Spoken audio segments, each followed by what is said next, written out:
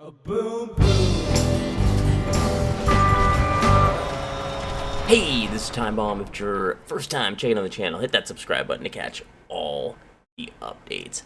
Thanks a lot for joining me here today. I'm going to talk about the chaff or particle burst. Now, this countermeasure is probably the one that every competitive team is using on all of their loadouts, on all of their ships, regardless of faction, it seems, because it's just so powerful. I think it'll right up on it exactly what it does. It drops a cloud behind you that breaks lock and stops missiles and mines. Fly straight to ensure projectiles hit the cloud, can protect capital ships. And what they don't say there is it's not just missiles, it's also torpedoes.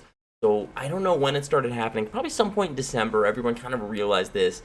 Chaff and particle burst became definitely OP. Everyone was using it. If you started to notice when you were trying to lock onto the like cruisers and nebulons that the lock wasn't happening, that's probably what it was. That was really what you'd be like, there's nothing in the way. What is breaking the lock here? People can use the chaff to break the lock. Also, they use it defensively when those torpedoes are coming in. They'll drop the chaff to stop the torpedoes, and this is so effective stopping people's ion runs.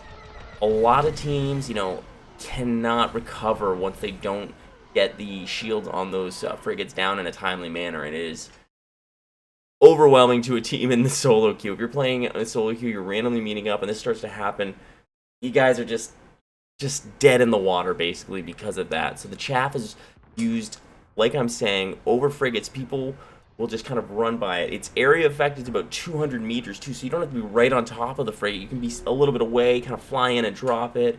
People will also work as a team to kind of rotate in and drop it. It has a 3-second lifespan and a 9-second cooldown, but that cooldown basically starts after you drop it, not after the 3 seconds. So it's more like 6 seconds in between. You get 3 of them.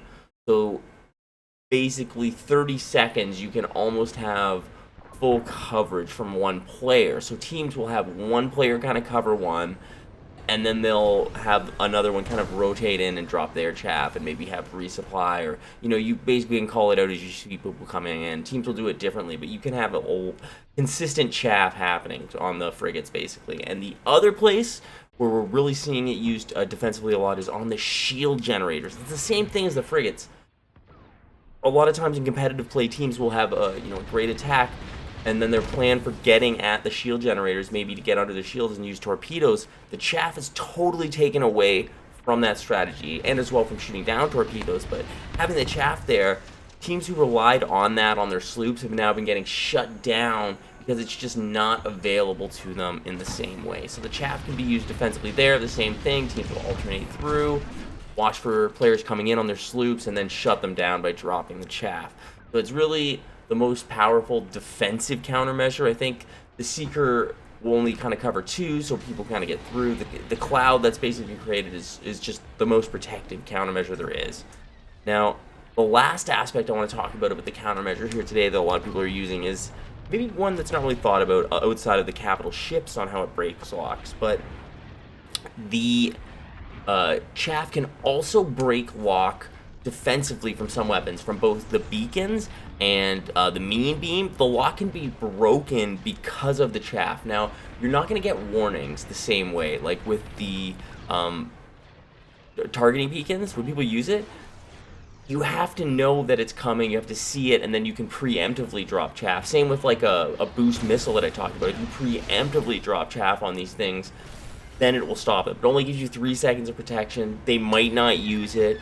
You're taking a chance, you're wasting it, then you don't have it, and it might get burned you later. So it's kind of like a cat and mouse with that decision, but it's an interesting place. So the chaff, a must-have in basically every build. I don't see a reason to use any other countermeasure besides the chaff or particle burst. You gotta chafe yourself if you aren't already. All over the place. It's probably, like I said, it's a must-have. So definitely get on the chaff if you aren't using it. Everyone in the competitive play in SEL in any tournament is definitely using it. Obviously in the Orange Invitational we just saw it as well. So chaff is an important thing to be using if you aren't already. So I also had a little conversation about this with Swift and ReaverT. Big shout out to them. They're the ones who helped me get the footage for this video of the chaffing in the different situations, and they kind of went over their thoughts about it here too. So wanted to kind of get that in before the end of the video. What I was thinking is like the 3 uses for it is basically to protect capital ships, frigates, and the capital ships systems, and from torpedoes and rockets, etc. And then also defensively in Joust. Is that pretty much where you're seeing it? Chaffs are great at countering projectiles and auxiliaries such as rockets, which includes ion rockets as well. So you can use them defensively in 1v1 situations where you chaff, you dead drift, and you can kill the opponent that is targeting you because your chaff is absorbing all of his rockets. Mm-hmm. Yeah, those ion rockets seem to like kind of be a difference maker in a lot of those Joust situations, and then the chaff, that's the whole point of it. Mm-hmm. Yeah, like even if there are some that get through because of the 3 seconds and the 200-meter radius for the chaff. You know, it's just long as you're getting the majority of those rockets down, or if you counter like 1 or 2, or like half of the payload from the opponent objective players, and only take out like 1 torp, or you take out 1 ion rocket, that's fine. You don't have to take them out all. The whole point is just to use the chaffs to limit how much DPS that they're able to apply. So you don't have to be perfect with it. Yeah, it's pretty good though too, because a lot of teams will call out their chaff too. Like they'll even just have a rotation of it so they know who's kind of on it. And yeah, and I think a lot of lower teams or people solo queuing might be trying to lock on and get their, the iron torpedo run, and it gets disrupted by that chaff. I mean, that's such a difference maker in games. If people can't, if that's their main plan to get the shields down, and you stop that torpedo run, they're pretty screwed. They just lost like 15 seconds because if they don't have a support to give them a resupply, then they got to go all the way back, and if they didn't have a second ship set up to at least help with it, it's pretty much like it's a great tool. Yeah, so I think it's kind of like in the last month a lot of people have started using it. I think it's to this point, I think everyone knows about it, and I think just wanted to get it out there for a lot of players who don't know still. Reaver, I think you had some opinions about the drawbacks kind of about the chaff versus some other countermeasures. Well, actually, for the situation we're talking about, I think the chaps are just perfect. Like they provide a defensive screen, and if you manage to place them between you and your enemy. So I'd say in this particular case they're pretty good. And for defense against the Vandus loop and the and other techniques that it require going below shields and trying to get to the subsystems, it's also good provided the enemy is using torpedoes. Like they won't be able to stop bombs or mine beams, but that's a thing you only see on the Empire, the TIE bomber. Like you don't have to worry about that when playing Empire, because the attacks are going to be made by X-wings or even A-wings with the rockets. So it's a good defense. But the problem with the chaff still remains the same. It's really it only has 3 uses. You have to alternate at this time. And sometimes you will be out of position to try to deploy them on the subsystem they're making around. Imagine you're in a dogfight and you see someone coming to make a Vandus loop, but you have to chase the other guy. But if you happen to lock on the other guy and you see he's making a Vandus loop, all you got to do is try to ascertain their distance from to the subsystems they're trying to go, like the shield generators and the Star Destroyer. And the moment you hear or see the torpedo trails, if you happen to be able to see them at the edge of the screen, pop the chaffs. Pop the tracker seekers.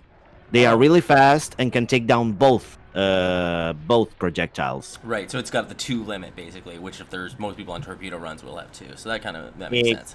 Exactly. I mean, if the attacker is making a rocket attack with the A-wing, forget about them. Yeah. Like, don't waste them. It's not worth it. Yeah. But against the Vandus loop, I think both options are good. It all comes down to user preference, in my opinion. I disagree. I think that chaffs are the only viable countermeasure in the entirety of the game. I don't think anything else is more efficient or more viable than chaffs. I think they both kind of have their place, but I think at the high level right now, it's definitely meta to go with Chaffe because it's more versatile, I think. But I see Reaver's point. If you don't have an interceptor who's posting over the shield gens ready to do that, the secret trackers could be helpful in that situation.